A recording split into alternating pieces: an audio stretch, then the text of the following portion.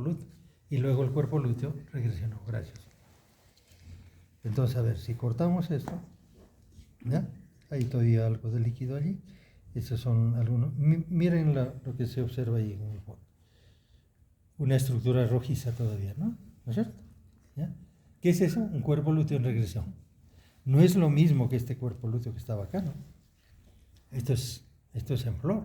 Este es un cuerpo lúteo grande. Miren, el ovario es solo esta parte de acá, el parénquima ovario. Todo el resto es una estructura accesoria, se llama cuerpo lúteo, ¿no? Si nosotros cortamos esto, miren, el parénquima ovárico, solo esta parte de acá. Todo esto es accesorio. Esto es el cuerpo lúteo. Ustedes escuchan frecuentemente decir, esa es solo la punta del iceberg, ¿no? Es que el iceberg es una formación geográfica dentro del mar, ¿no? Y que solo aparece sobre la superficie del mar una punta, ¿no?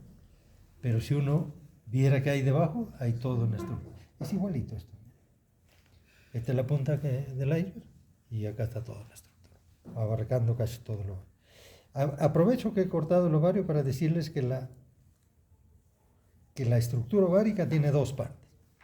La externa, miren donde se han roto algunos folículos, vieron cómo salió líquido, ¿ya? Aquí hay otro, por ejemplo, ¿ya? Ahí está, ¿ve? Este líquido, ¿no? Esto se llama corteza ovárica y es un color amarillento, ¿no es cierto? Acá también hay, ¿ve? Esta es la corteza, ¿ve? Pero hacia adentro, miren, esta estructura, esta es la médula ovárica. Y está formado por tejido conjuntivo, conectivo y vasos sanguíneos. Está fuertemente irrigada esta zona. Esto es entonces la médula. ¿Cuál es la zona de la foliculogénesis, de producción de óvulos? Es esta zona, la corteza, no la médula. Cuando veamos en el macho, el testículo es al revés. La corteza o la cápsula que envuelve al parénquima testicular es delgada y allí no se produce nada. En cambio, en la médula están los túbulos seminíferos que producen los espermatozoides. ¿Ya? Entonces, corteza y médula, ¿no?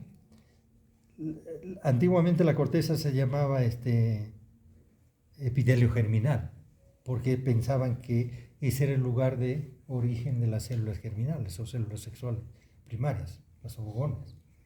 Pero no es cierto, las ovogones vienen del óvulo, vienen del saco vitelino del óvulo.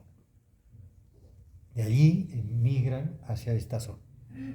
Esto vamos a ver en el proceso de diferenciación sexual, cómo se produce esa migración. Pero lo que hay que entender hasta acá es que el útero en su estructura tiene dos partes, ¿no? Una corteza y una médula. En la corteza están los folículos que van a ir madurando. Toda hembra al nacimiento trae en sus ovarios todos los folículos que va a desarrollar durante su vida reproductiva. Esos folículos se llaman folículos primordiales. Primordiales. Son las células primarias de la reproducción. Se llaman ovogonias, les decía. Esas ovogonias se revisten de una membrana celular y eso es lo que forma un folículo primordial. Ese folículo primordial luego comienza a desarrollar por acciones hormonales, que vamos a ver luego, y comienza a convertirse en un folículo primario. Es un folículo primario que tiene ya más de una capa, dos o tres capas, pero que no están diferenciadas. ¿Ya? Ese folículo sigue creciendo por influjo de la hormona folículo estimulante FSH y se convierte en un folículo secundario. Y ese folículo secundario ya tiene sus capas bien diferenciadas, ¿no? Tiene 3 capas un folículo. La más interna se llama granulosa.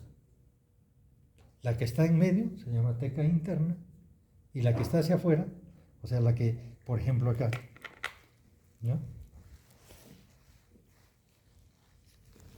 En este que hemos roto, ¿no? La más interna, acá está, esta es la granulosa entonces, ¿eh? Pero hacia la mitad hay una que se llama teca interna. células alargadas un poco. Y hacia afuera, ya lo que estaría hacia afuera ya, es la teca externa. ¿Por qué es importante que sepamos el nombre de estas capas? Porque tanto la granulosa como la teca interna producen los estrógenos, esa hormona que hemos dicho, que se llama 17-beta-estradiol. Allí se produce.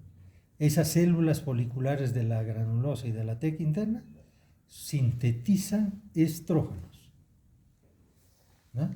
Y esos estrógenos se van llenando en esta cavidad, ¿no? Hasta la ovulación, ¿no? ¿Listo?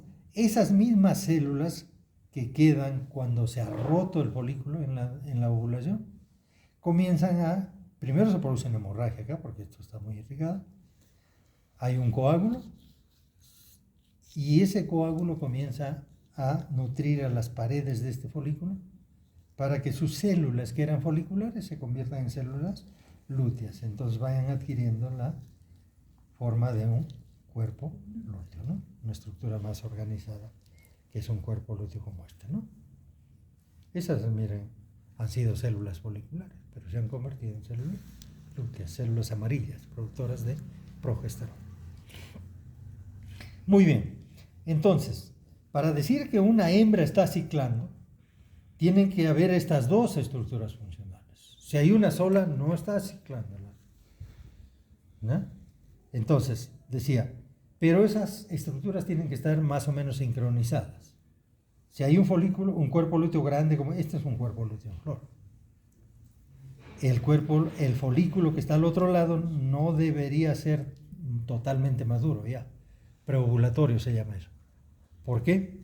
Porque esto todavía está frenando, esto está produciendo progesterona y no hay el aporte final, fíjense, para que se produzca la ovulación y la maduración del folículo finalmente. La va a dar la LH, la hormona luteinizante. Pero recuerde que cuando esto está produciendo progesterona no hay LH porque no hay GnRH. ¿Ya? Listo entonces. Entonces, ¿cuántas fases tiene ese ciclo que dura 21 días en promedio, hemos dicho, ¿no?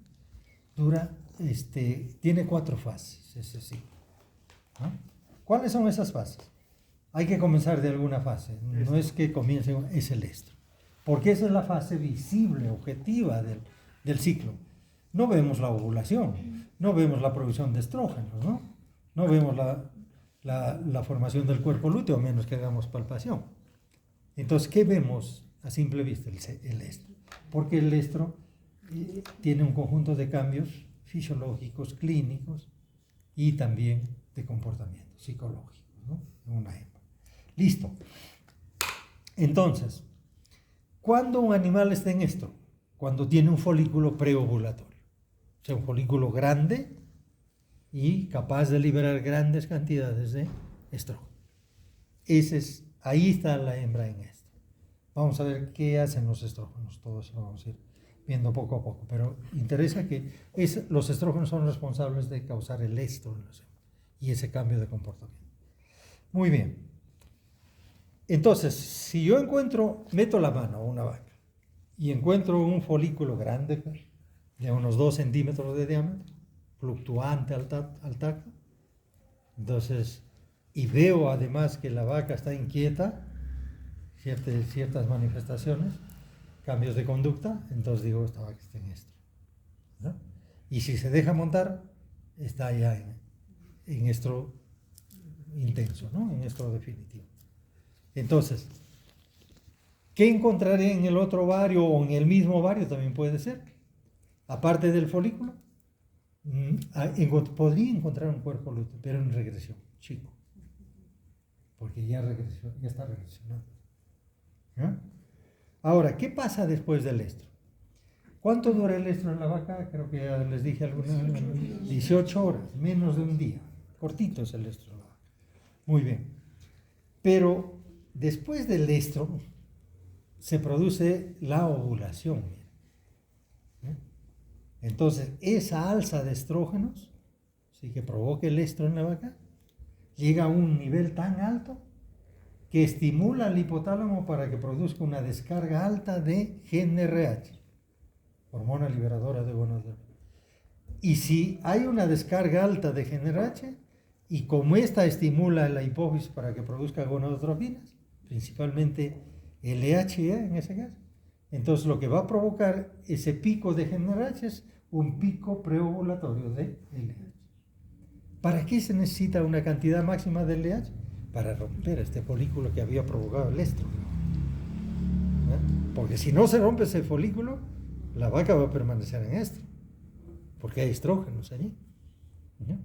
Y de hecho, en situaciones irregulares, cuando el folículo no ovula, va creciendo, puede hasta tener 5 centímetros, 7 centímetros, hasta un folículo desarrollado de 10 centímetros, un tamaño de una manzana, de una naranja, ¿no? Pero ese ya no es folículo, eso se llama quiste ovárico, ¿no? ¿Qué es un quiste? Entonces, un folículo que no ovuló. ¿Y por qué no ovuló? ¿Quién es responsable de la ovulación? La LH. Esa es la responsable. ¿Por qué no ovula? Porque hay deficiencia de LH. ¿Ya? Entonces, ¿cuándo va a ovular? ¿Cuándo va a romperse ese quiste? Cuando se le aplique LH, ¿no? O el animal va a vencer ese mecanismo y va a reabsorber el quiste, ¿no? Eso ocurre. Pero mayormente hay que tratar ese caso, ¿no? Para que se reinicie el ciclo más rápidamente. Entonces, muy bien. Hemos estado en el estro y hemos pasado a la ovulación por un pico preovulatorio de LH. ¿En qué momento se produce la ovulación en la vaca? Se produce 12 horas después de que terminó el estro. O, si quisiéramos marcarlo desde el comienzo, sería 30 horas de iniciado el estro. En ese lapso se produce la ovulación. Ya hemos dicho que con la ovulación se rompe el folículo y comienza a constituirse, primero una hemorragia se forma allí, un cuerpo hemorrágico, y por eso es que la primera manifestación del cuerpo lúteo se llama cuerpo lúteo hemorrágico, ¿no? O cuerpo hemorrágico simplemente. Pero luego ese coágulo ya alimenta las paredes foliculares para que se forme el cuerpo lúteo. ¿Cuándo es funcional un cuerpo lúteo? Cuando comienza a producir progesterona. ¿Y cuándo comienza a producir progesterona? Al 4º o 5º día del ciclo. ¿No? ¿Cuál es el inicio del ciclo? El estro. Ese es el día 0. ¿No? Entonces, más o menos a los 4 o 5 días de haberse producido el estro y de haber sido servida una vaca, por ejemplo, entonces ya está produciendo progesterona a través del cuerpo lúteo. Y no se olviden, ¿qué hace la progesterona? Frena el hipotálamo. Los estrógenos lo estimulan al hipotálamo, pero la progesterona lo frena. Le dicen no produzca GnRH. Y si no hay GnRH, no hay gonadotropinas hipofisiales, no hay FSH, no desarrolla un nuevo folículo y por lo tanto no habrá una nueva ovulación, ¿no? Muy bien. ¿Qué más? A ver. Les decía, esta secreción de progesterona, cuando no ha ocurrido fertilización y por lo tanto implantación de un embrión, tiene que desaparecer, tiene que lisarse por acción de la prostaglandina. ¿Cuándo el útero sabe que está gestando o no? Porque esa es la señal, se llama reconocimiento materno de la gestación.